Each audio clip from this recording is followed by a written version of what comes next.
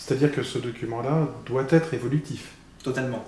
Totalement, pour la bonne et simple raison que une exploitation agricole, quelle qu'elle soit, n'est jamais figée dans le temps.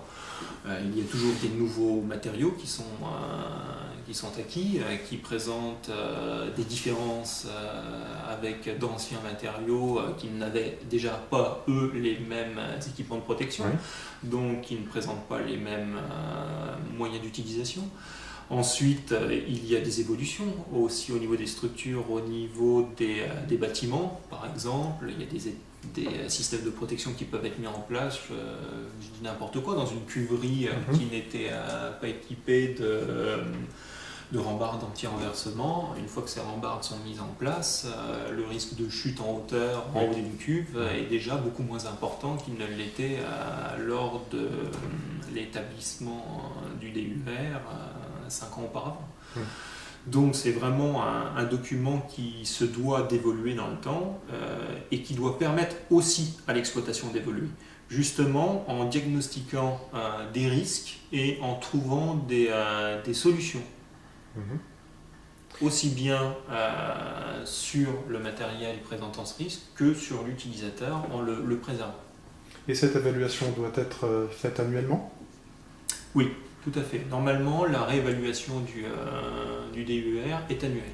Ça peut repasser par une simple annotation spécifiant que le document a été réévalué, qu'il n'y a aucune modification le concernant, vu qu'il n'y a eu aucune modification structurelle au sein de l'établissement.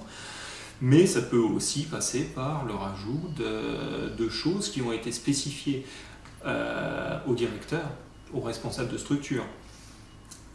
Pour moi, le document unique n'est pas de la responsabilité unique du directeur d'exploitation. C'est aussi au personnel de le faire vivre, de le faire évoluer, en spécifiant justement aux responsables que tel ou tel matériel commence à être vieillissant, que pour une raison X ou Y, il présente une nouvelle dangerosité qu'il ne présentait pas avant. Je n'ai pas d'idées précises qui me viennent en tête immédiatement, mais ce n'est pas la responsabilité unique du directeur d'exploitation de faire vivre ce document.